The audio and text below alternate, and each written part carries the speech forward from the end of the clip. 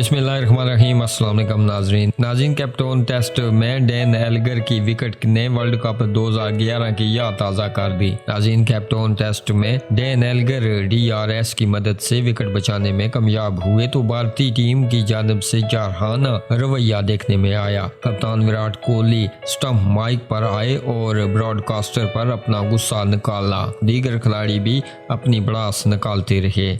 याद रहे कि बिल्कुल इसी तरह ICC वर्ल्ड कप 2011 के सेमीफाइनल में सईद अजमल ने सचिन तेंदुलकर को LBW किया था।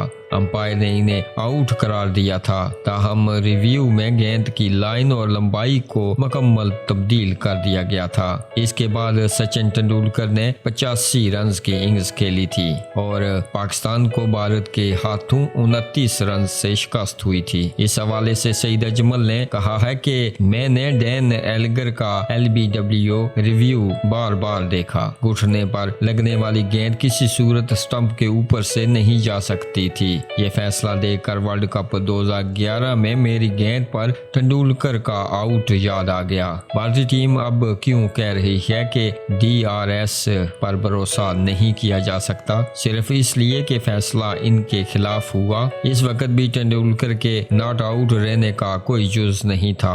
नाज़रीन वाक़े के बाद सोशल मीडिया पर भी बहस छिड़ी पड़ी। सार्फिन का कहना था कि भारतीय आज जिस DRS पर गुस्सा निकाल रहे हैं, वर्ल्ड कप 2011 में इसी से फायदा उठाया था। साबिक बल्लेबाज गौतम गंभीर भी विराट कोहली की इस हरकत से नाखुश नजर आए। कमेंट्री के दौरान इन्होंने कहा कि ये भारतीय कप्तान का बहुत बचकाना फेल है। किसी भी खिलाड़ी को इस किस्म का रवैया अख्तियार नहीं करना चाहिए। इस तरह की हरकतों से आप कभी नौजवान क्रिकेटर के आइडियल नहीं बन सकते।